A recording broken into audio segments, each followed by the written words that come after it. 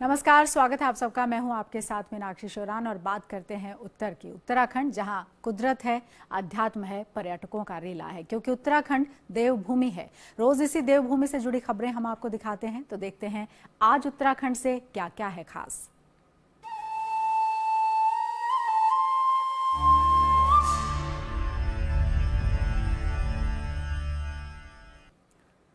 उत्तराखंड सरकार की एक बड़ी कामयाबी की बात करते हैं। स्वच्छ भारत मिशन के तहत लक्ष्य हासिल करने वाला उत्तराखंड देश का पहला राज्य होगा। उत्तराखंड केंद्र सरकार द्वारा निर्धारित लक्ष्य को आगामी 15 अगस्त तक पूरा कर लेगा। यानी 15 अगस्त तक उत्तराखंड के सभी गांव खुले में शौच से मुक्त हो जाएंगे। राज्य के मुख्य सचिव के मुताबिक समीक्षा बैठक में भारत सरकार के कैबिनेट सचिव ने उत्तराखंड सरकार की तारीफ की है। तो उत्तराखंड की बड़ी कामयाबी है। स्वच्छता मिशन में लक्ष्य हासिल करने वाला उत्तराखंड होगा पहला राज्य।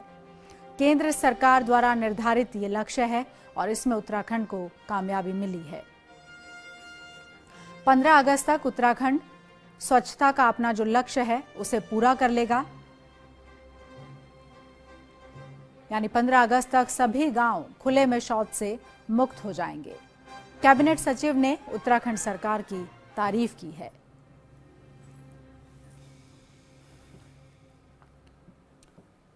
और इस कामयाबी की खबर के बीच उत्तराखंड सरकार के सामने चुनौती भी है। दरअसल उत्तरकाशी के दूर दराज के 9 गांवों का स्वच्छ भारत मिशन से कोई लेना देना नहीं है। इन गांवों के लोग आज भी स्वच्छता के प्रतीक शौचालय को अपशकुन मानते हैं। ऐसे में अब प्रशासन को यहां शौचालय बनाने के लिए इन लोगों के देवता से परमिशन लेनी पड़ रही है। उत्तरकाशी जिले के क्यारी दशगी गांव में एक महापंचायत जुटी है। इस महापंचायत में ग्रामीण और अधिकारी शौचालय बनाने के लिए स्थानीय देवता को मनाने में लगे हुए हैं। दरअसल उत्तरकाशी के इस इलाके में स्वच्छ भारत मिशन के तहत बने शौचालय को ग्रामीणों ने तोड़ डाला, जिसकी वजह थी उनके इष्ट देव नागराज द्वारा शौचालय बनाने की अनुमति नहीं मिलना। ग्रामीणों के मुताबिक 5 साल पहले गांव में कुछ लोगों ने शौचालय बनवाए थे। उसी दौरान गांव में मूसलाधार बारिश होने से खेत और फसल तबाह हो गई। तब ग्रामीण देवता के पास गए तो देवता ने गांव में हुए नुकसान की वजह वहां बने शौचालय को बताया। वहीं प्रशासन ने ग्रामीणों को समझाने के लिए खूब कोशिशें की, लेकिन इसके बावजूद भी ग्रामीणों की सोच में रत्ती भर भी बदलाव नहीं आया और ग्रामीणों ने शौचालय को अपशकुन मानते हुए उन्हें तोड़ डाला। जिला मुख्यालय उत्तरकाशी से 60 किलोमीटर दूर चिन्याली सौड़ ब्लॉक के क्यारी दशगी, तराकोट, मथाली, धारगढ़, सूरी, जिबिया, बनौटपल्ला, बदाल्डा और रमोली गांव में 881 परिवार रहते हैं। इनमें से 808 परिवार आज भी खुले में शौच के लिए जाते हैं। जिन 73 परिवारों के घरों में शौचालय बनाए गए थे, उनमें से भी 30 परिवारों ने उन्हें तोड़ डाला।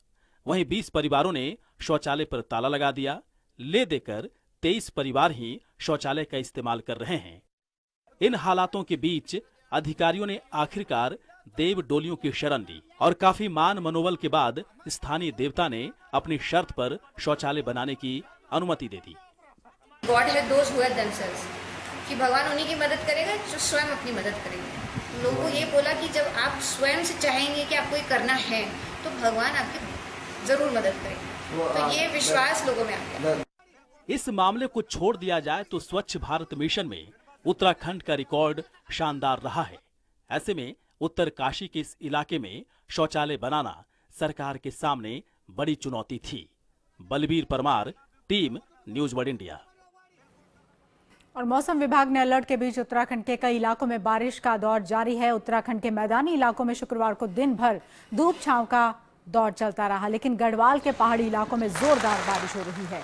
यहां मूसलाधार बारिश होने से नदियां उफान पर हैं। वहीं कई इलाकों को जोड़ने वाले मार्ग अब बंद हो गए हैं।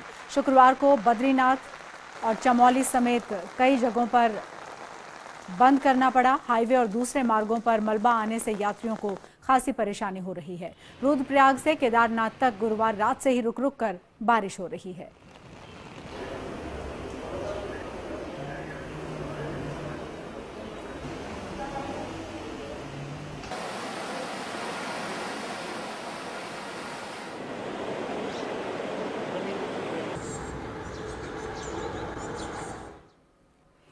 और उत्तराखंड में मौसम विभाग के अलर्ट के बाद उत्तरकाशी में भी प्रशासन ने सभी अधिकारियों को अलर्ट पर रहने का निर्देश दिया है।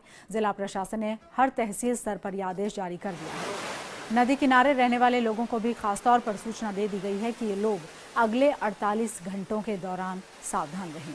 साथ ही कई इलाकों के लोगों को सुरक्षित स्थानों पर जाने को भी कह दिया गया है।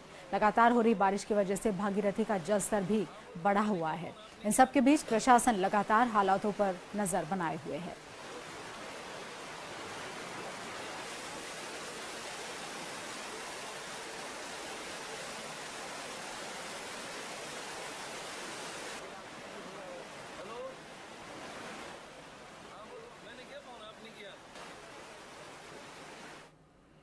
और पिथौरागढ़ जिले में एक बार फिर से बारिश शुरू होने से लोगों में डर का माहौल है। मौसम विभाग ने यह अनुमान जारी कर रखा है पहले से ही कि भारी बारिश हो सकती है। इन दिनों जो बारिश हो रही है, पिछली बार आपदा से यहाँ पर तबाही हुई थी और इसी वजह से ये बारिश उस तबाही की इन लोगों को याद दिला रही है, जिससे लोगों में डर का माहौल है। उधर जिला प्रशासन ने मुख्यालय समेत सभी दूर दराज के इलाकों में भी अलर्ट जारी कर दिया है। इसके साथ ही प्रशासन ने किसी भी स्थिति से निपटने के लिए पूरी तैयारी का दावा किया है। जिले के आपदा प्रबंधन विभाग ने लोगों को सावधानी बरतने की अपील की है।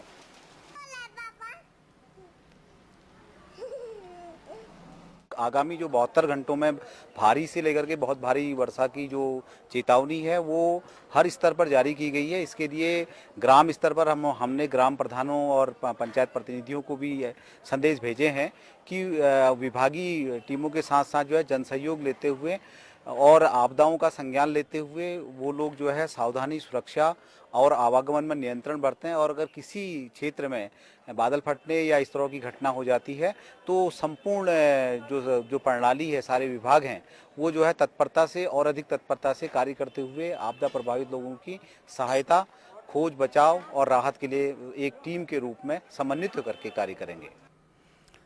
उत्तराखंड में 2013 की आपदा और इस साल की भारी बारिश में कई जगहों पर पुल बह चुके हैं। ऐसे में लोग अपनी जान दांव पर लगाकर नदी नाले पार कर रहे हैं। कई जगहों पर लोगों ने अपने ही बूते पर बांस के लट्ठों से काम चलाऊ पुल बना लिए हैं, जिन पर चलकर स्थानीय लोग उफनती नदी को पार कर रहे हैं। इतना ही नहीं, कुछ लोग तो बच्चों को पीठ पर लेकर नदी पार कर रहे हैं। जो तस्वीरें आप देख रहे हैं वो पातों गांव की है, जो मुख्यमंत्री हरीश रावत के विधानसभा क्षेत्र के अंतर्गत पड़ता है। साल 2013 में आई आपदा में यहां बना लिगुरानी पुल बह गया था, जिसके बाद से स्थानीय लोग बांस के इन लट्ठों के सहारे ही नदी पार कर रहे हैं। लेकिन स्थानीय लोगों की शिकायत के बाद अब यहां प्रशासन हरकत में आ चुका है और कहा जा रहा है कि यहां जल्द ही पुल बना दिया जाएगा। ये तस्वीरें आप देख रहे हैं, नीचे उफनती नदी है और ऊपर बांस की बल्लियां लगाकर कोशिश की गई है कि किसी तरीके से आवागमन सुचारू रखा जाए, क्योंकि ज़रूरत के सामानों के लिए निश्चित है जाना भी पड़ता है एक दूसरे स्थान पर। लेकिन कितना जोखिम भरा है इस तरह से उफनती नदी के ऊपर से इन डंडों के ऊपर से ही चलना, वो आप अपने घरों में बैठकर शायद अंदाज़ा ना लगा पाएं। लेकिन अब सूचना दे दी गई है, तस्वीरें भी सामने हैं, तो ऐसे में प्रशासन की तरफ से कहा गया है कि जल्द ही पुल का निर्माण यहाँ पर किया जाएगा। जी, पाखो क्षेत्र में ये पुल है और इसके जल्दी जो है बनवाने की कार्रवाई की जा रही है और अतिशीघ्र ये पुल जो है बनवा दिया जाएगा। उत्तरकाशी में 2012 की आपदा में बहा अठाली गांव का पुल फिर से बनकर तैयार हो गया है। गंगोत्री के विधायक विजयपाल सजवाण ने इस पुल का लोकार्पण किया। पुल के उद्घाटन के समय गांव वालों ने ढोल नगाड़ों के साथ अपनी खुशी का इजहार भी किया। इस झूला पुल पर आवाजाही होने के साथ ही पिछले 4 साल से जो परेशानी हो रही थी ग्रामीणों को, उससे अब राहत मिल गई है। इस पुल से सबसे बड़ी राहत स्कूली बच्चों को मिली है, जो स्कूल जाने के लिए लंबा सफर तय किया करते थे।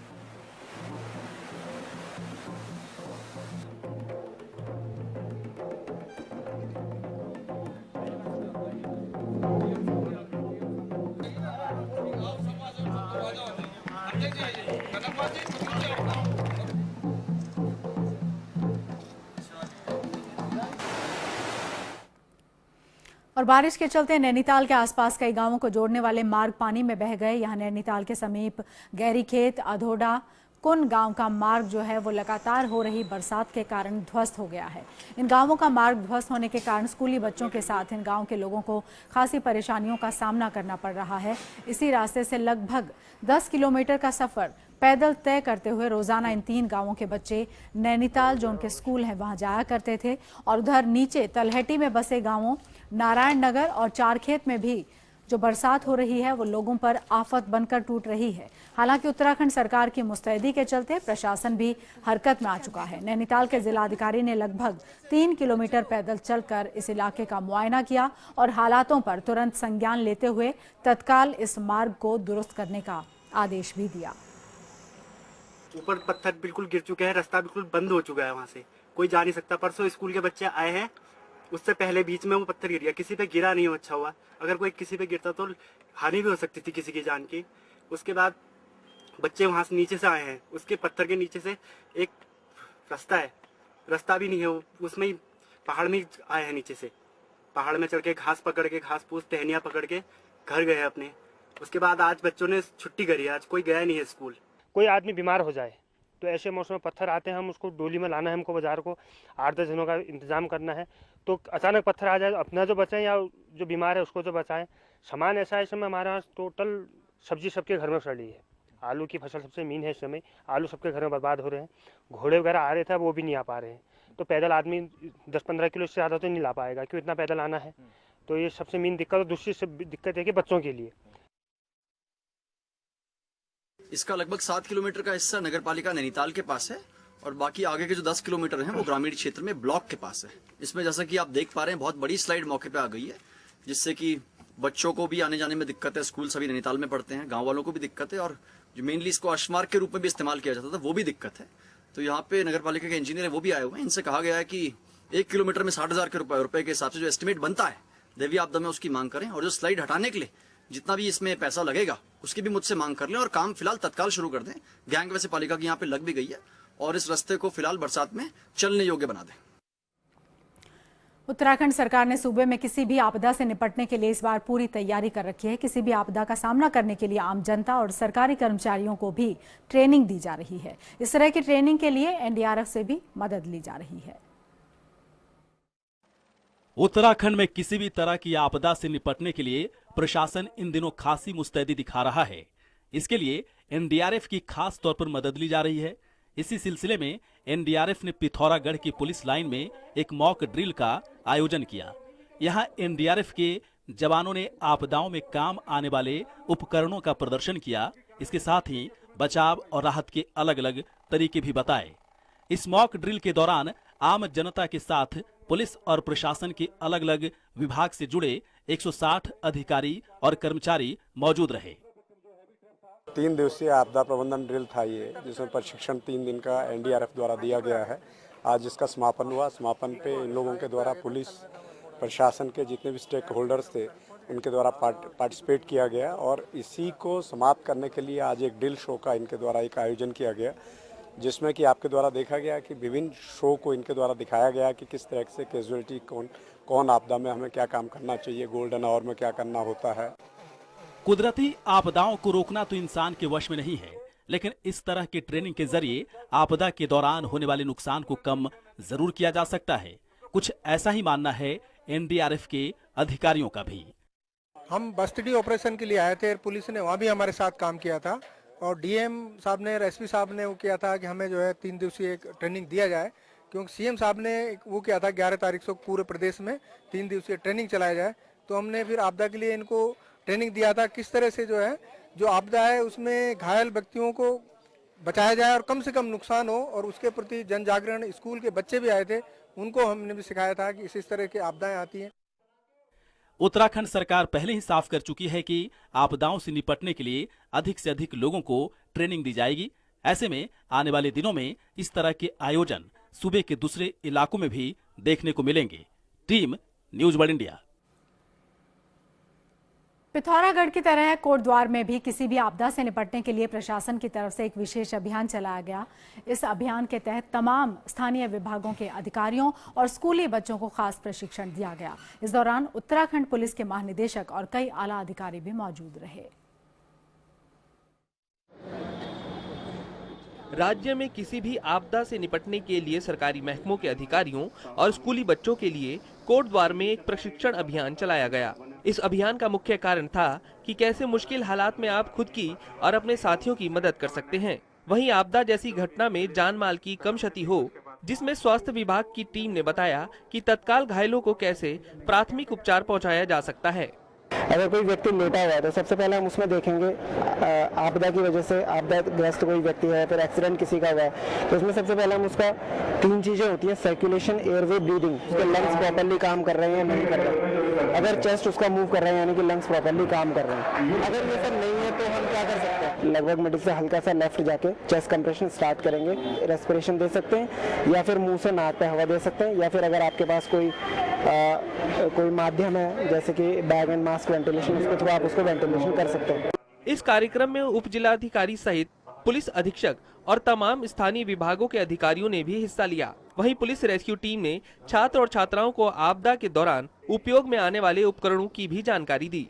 आपदा के बारे में अवेयर करेंगे कि आपदा के दौरान कैसे कार्य किया जाना चाहिए, किस तरीके से हम उसके इम्पैक्ट को मिनिमाइज कर सकते हैं, तो उसके बारे में अवेयर होना ज़रूरी है। तो इसी संबंध में यहाँ पर एक कार्यशाला आयोजित की गई थी, जिसमें हमने स्कूली बच्चों को आपदा के बारे में जानकारी दी कि आपदा को कैसे रोका जा सकता है, आपदा जब आती है तो उस दौरान हमें क्या क्या करना चाहिए जिससे कि हम जनहानि को कम कर सकें, और आपदा के बाद किस तरीके से पुनर्वास वगैरह किया जाता है, इन सब चीज़ों के बारे में हमने उनको जानकारी दी। निश्चित रूप से जान माल की जो क्षति होगी वो कम होगी। प्रकार की कोई संवेदनशील स्थिति अगर बनती है तो निश्चित रूप से वहाँ के लोगों को वहाँ से हटाया जाएगा और उसमें जो भी पुनर्वास या अन्य जो कार्यक्रम होंगे उसको किया जाएगा और आपदा से किसी प्रकार का नुकसान होने से बचाने का पूरा प्रयास किया जाएगा। इसलिए टीम भी बनाई गई है और पूरे हमारे कर्मचारी और अन्य विभागों से संबंधित जो जिम्मेदार व्यक्ति है उनको इस संबंध में निर्देशित किया गया है कि किसी प्रकार की कोई घटना देवी आपदा के दौरान न हो। उत्तराखंड में कई बार मुश्किल हालातों का सामना करना पड़ता है, जिसकी वजह से जान माल का काफी नुकसान उठाना पड़ता है। ऐसे में प्रशासन का ये कदम काफी सराहनीय है। इससे न केवल लोग अपने आप को महफूज रख सकेंगे बल्कि जरूरतमंद लोगों को भी राहत मिल सकेगी। Narendra Negi, Kotdwar, news world India. Uttarakhand सरकार अब रोडवेज की तस्वीर बदलने की तैयारी कर चुकी है। इस सिलसिले में उधम सिंह नगर के जिलाधिकारी आशीष श्रीवास्तव ने रुद्रपुर रोडवेज बस स्टेशन में छापा मारा। छापे के दौरान रोडवेज के कई कर्मचारी अनुपस्थित मिले। रोडवेज बस स्टैंड पर सफाई व्यवस्था बद से बदतर हालात में थी, जिस पर डीएम ने नाराजगी जताते हुए सफाई व्यवस्था को दुरुस्त करने के लिए जरूरी निर्देश दिए। उन्होंने कहा कि बस स्टैंड परिसर को जल्द से जल्द साफ और सुथरा किया जाए और कूड़ा निस्तारण हेतु डस्टबिन लगाए जाएं। देखिए, यहाँ रोडवेज पर काफ़ी दिनों से ये हो रहा था कि पब्लिक यूटिलिटी की चीज़ें नहीं हैं। उन चीज़ों को देखने के लिए कि यहाँ पर क्या स्थिति है, मैं आया था आज, और स्थिति जो है वो यहाँ पर काफ़ी चिंताजनक है। लेकिन मुझे ये बताया गया है कि यहाँ पर ये जो रोडवेज है इसको पीपीपी मोड में बनाए जाने के लिए स्वीकृति मिल गई है और लगभग 7 करोड़ रुपए की स्वीकृति इन्हें मिली है। तो उस क्रम में कल इनके एआरएम, चूँकि आज जो है वो बाहर गए हुए हैं, तो इनके एआरएम को कल मैंने बुलाया है कि यहाँ पर क्या क्या है, और अगर जो व्यवस्थाएं यहाँ पर नहीं होंगी, जैसे शौचालय की बात है, लोगों को ये कहना है कि यहाँ पर शौचालय प्रॉपर नहीं है, तो उसके लिए भी अगर उनके पीपीपी मोड के मॉडल में अगर वो है तो ठीक है, अन्यथा इसको फिर हम अपने स्तर से यहाँ पर बनवाएंगे। डीएम ने उपस्थिति जो रजिस्टर है उसका भी अवलोकन किया, जिससे कई कर्मचारियों के हस्ताक्षर नहीं मिले। इसके बाद डीएम ने बिना अनुमति एब्सेंट कर्मचारियों को नोटिस जारी कर दिया है। उन्होंने इस संबंध में स्टेट रोडवेज के प्रबंध निदेशक को भी खत लिखने की बात कही है। जिलाधिकारी ने बताया कि रोडवेज बस स्टेशन के रेनोवेशन के लिए 7 करोड़ रुपए की धनराशि पीपीपी मॉडल के तहत स्वीकृत की गई है और इस राशि से यहाँ वेटिंग रूम और बाथरूम जैसी जरूरी सुविधाओं का निर्माण किया जाएगा।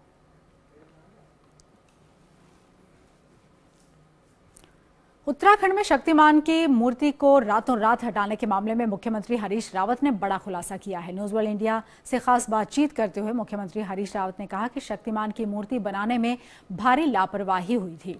दरअसल शक्तिमान एक घोड़ी थी, लेकिन मूर्तिकार ने उसकी जगह घोड़ा बना दिया था। पहले ये खबर आई थी कि शक्तिमान की मूर्ति का अनावरण ज्योतिषी के कहने पर रद्द हुआ है।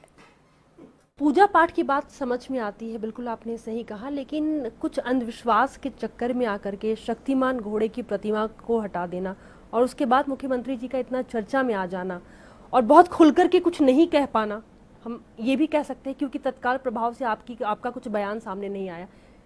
इसके बारे में आप क्या कहें? नहीं, हमने तत्काल बयान दिया, हम ही ने, मेरी गवर्नमेंट ने उस पार्क का नामकरण किया और ये भी फैसला किया कि स्टैचू वहाँ पर लगाई जाएगी लेकिन स्टैचू में कुछ फॉल्ट की बात जब सामने आई कि भाई घोड़ा है, घोड़ी है, कई सवाल उठे। तो क्योंकि बहुत सारे डेवलपमेंट निर्णय के बाद उस समय हुए जब मैं मुख्यमंत्री नहीं था, तो यदि मैं अनावरण करता तो पूरी जिम्मेदारी मेरी होती, इसलिए मैं चीज़ों को देख लेना चाहता था। और मैंने बिल्कुल स्पष्ट कहा है कि समय आने पर हम जो है पार्क को भी विधिवत रूप से ठीक डेवलप करेंगे और उस जो है स्टैचू भी लगाएंगे। लेकिन आपके बिना जानकारी के स्टैचू लग कैसे गए? देखिए, ये निर्णय बहुत पहले हुआ था, बीच में राष्ट्रपति शासन आ गया, चीज़ें आगे बढ़ी, तो उस समय किस तरीके की स्टैचू बन रही है किसी ने उसको देखा ही नहीं। अब सवाल ये उठ रहा था कि साहब है शक्तिमान थी तो घोड़ी, और इस तो घोड़ी की स्टैचू बना दी। बहुत सारी बातें उठने लग गई थी। तो व्यक्ति को, क्योंकि जिम्मेदारी मेरी होती, इसलिए मैंने कहा कि इसको बाद में जो है समय आने पर, बल्कि मैंने ये कहा कि तब तक हम डेवलप कर लेते हैं पार्क को, जब तक नई सरकार आ जाएगी तो वो करेगी। मैंने कहा किसी को ये भी आरोप लगाने का मौका नहीं मिलेगा कि हमने कोई राजनीतिक फायदे के लिए किया है। मुख्यमंत्री हरीश रावत और प्रदेश कांग्रेस अध्यक्ष किशोर उपाध्याय की मौजूदगी में बीजेपी छोड़ चुके भीमताल के पूर्व विधायक दान सिंह भंडारी और महिला आयोग की पूर्व उपाध्यक्ष गीता ठाकुर ने कांग्रेस की सदस्यता ले ली है। इस मौके पर मुख्यमंत्री हरीश रावत ने बीजेपी और मोदी सरकार को जमकर कोसा। उन्होंने कहा कि प्रदेश में राष्ट्रपति शासन लगाने के लिए राज्य की जनता बीजेपी को माफ नहीं करेगी। मुख्यमंत्री ने यह भी साफ संकेत दिए कि बीजेपी के कई और नेता भी कांग्रेस का दामन थाम सकते हैं।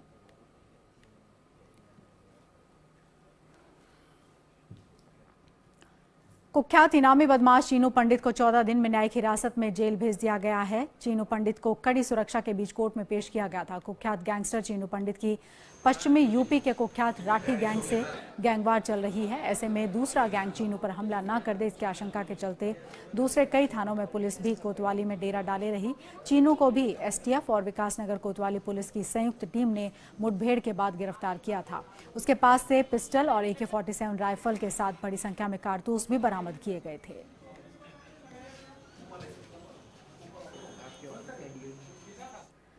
उत्तराखंड में 1200 सहायक अध्यापकों की भर्ती का रास्ता फिलहाल साफ हो गया। इसके साथ ही हाई कोर्ट से DLED की जो डिग्री धारक हैं उनको झटका लगा है।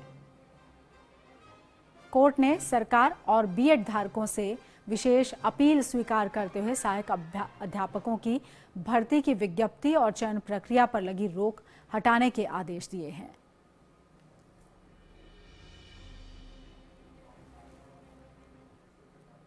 आपने सुना होगा पुलिस द्वारा पाबंद किए जा चुके लोग थाने चौकियों में हाजिरी लगाने आते हैं, लेकिन क्या आपने कभी सुना कि पुलिस विभाग के किसी थाने या पुलिस चौकी में कोई तेंदुआ भी रोज हाजिरी लगाने आता हो?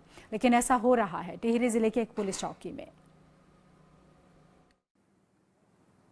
टिहरी जिले की इस भद्रकाली पुलिस चौकी पर तैनात एक दारोगा और कुछ सिपाहियों ने अधिकारियों से जब ये शिकायत की कि इन लोगों को अक्सर रात में चौकी के आसपास एक तेंदुआ चौकीदारी करता नजर आता है, तो अधिकारियों ने शिकायत को न सिर्फ अनसुना कर दिया, इसे वहम बताकर पूरी तरह खारिज भी कर दिया। लेकिन बार बार की शिकायत और चौकी के पास से रोजाना किसी न किसी जानवर के गायब होने के बाद चौकी इंचार्ज ने यहाँ CCTV लगाने का फैसला लिया।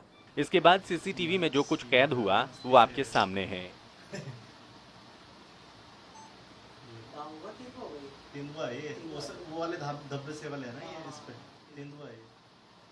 भद्रकाली पुलिस चौकी में तेंदुआ रोजाना दस्तक देता है और पुलिस चौकी की छत पर आराम भी फरमाता है। थाना मुनिकीरेती क्षेत्र के चौकी भद्रकाली पर प्रतिदिन गुलदार का आना हो रहा है, जिसमें अभी 4-5 दिन पूर्व ही गुलदार द्वारा यहाँ पर एक कुत्ते को पकड़कर मार दिया गया था और कल रात्रि भी यहाँ पर गुलदार चौकी में घुस गया था और काफ़ी जद्दोजहद के बाद गुलदार को यहाँ से भगाया गया। भद्रकाली पुलिस चौकी पर CCTV कैमरा लगने के बाद कल तक वहम लगने वाली बात पर अब अधिकारियों को यकीन होने लगा है। लेकिन जंगलों से सटी इस पुलिस चौकी में तेंदुए की इस तरह चहलकदमी से पुलिसकर्मी और आसपास के रिहायशी कॉलोनी में रहने वाले उनके परिजन भी दहशत में हैं। इस संबंध में फॉरेस्ट को सूचना दे दी गई है और ये गुलदार इधर आबादी क्षेत्र में भी प्रतिदिन घूम रहा है, तो काफ़ी दहशत लोगों में है, तो फॉरेस्ट वालों से सूचना करके इसको तत्काल यहाँ से दूर भगाने के लिए अनुरोध किया गया है। इस बीच इन पुलिस कर्मियों को उम्मीद है कि सीसीटीवी तस्वीरों के सामने आने के बाद आला अधिकारी अब इनकी सुध लेंगे। Kiran Kant, news world India, Tehri.